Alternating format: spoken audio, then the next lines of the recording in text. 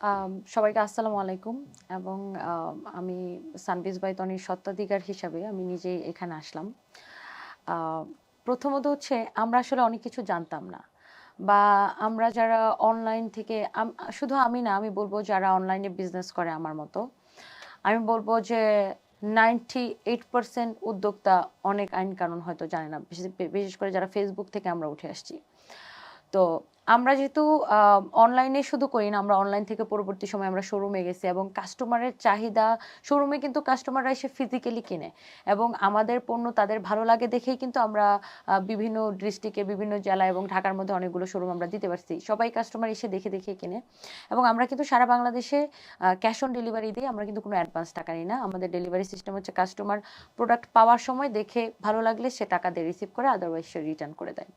তো এখানে আমরা আসলে অনেক কিছু জানতাম না। যেমন আপা যে কমপ্লেইনটা করেছিল আমার প্রতিষ্ঠান সম্পর্কে, এই কমপ্লেইনটা আ আমার স্টাফ সম্পূর্ণ গোপন করে গেছে। মানে আমার এখানে তো অনেক স্টাফ কাজ করে।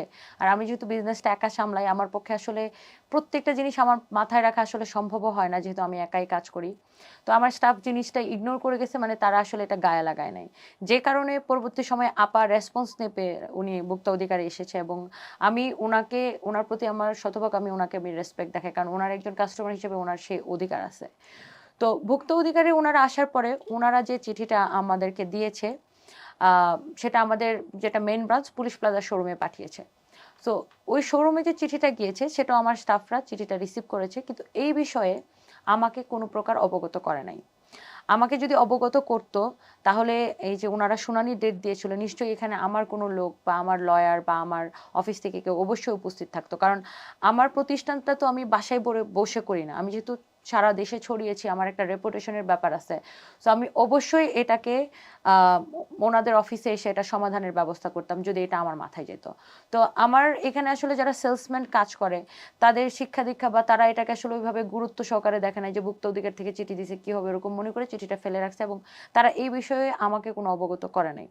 সো গতকালকে উনারা যখন আমাদের শোরুমে গেল, তখন আমি আসলে বিষয়টি জানতে পারি এবং জানতে পেরে আমার নিজের ডেফিনিটলি আমার যেহেতু এটা মেইন ব্রাঞ্চ, আমার অনেক খারাপ লেগেছে এবং আমি তখন ছিলাম রাজশাহীতে। আর আরেকটা জিনিস আমি বলব, উনারা আমাদেরকে কোনো চাপ প্রয়োগ করে নাই। আমি নিজে অনেক কিছু শিখতে পেরেছি এই ঘটনাটার আ মধ্য দিয়ে। কারণ আমার তো কোনো কাস্টমারের সাথে ২ নাম্বারি করার কোনো ইচ্ছা নাই। কারণ আমরা বিজনেসটাকে আরো পৃথিবীর বিভিন্ন দেশে ছড়াই দিতে চাই সানভিজ বাই তনিকে। সো আমরা অনেক কিছু জেনেছি। যেমন এটা হয়তো অনেক উদ্যোক্তারাই বা অনেক ব্যবসায়ীরা জানে না যে আমরা পণ্যটা যেখান থেকে পারচেজ করি বা পণ্যটার সোর্সিংটা কি, সেই কাগজপত্রর ফটোকপি আমাদের শোরুমে রাখতে হবে।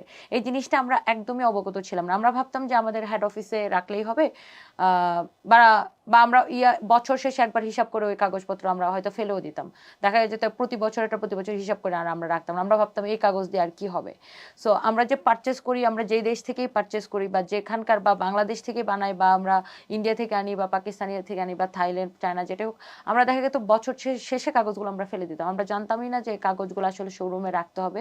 কখনো যদি ধরেন আমি এই শার্টটা আজকে পারচেজ করছি। এটা আমার এই বছর কোনো কারণে সেল নাও হইতে পারে। এটা আমার স্টক থেকে যেতে পারে। এটা আমার আগামী বছরও সেল হইতে পারে। সো আমরা দেখা যেত কাগজগুলো আমরা ফেলে দিতাম। আমরা জানতাম না যে এটা শোরুমে রাখতে হবে। এটা অনেকেই, আমি বলব যে বেশিরভাগ বিক্রেতা এটা আমরা হয়তো জানি না।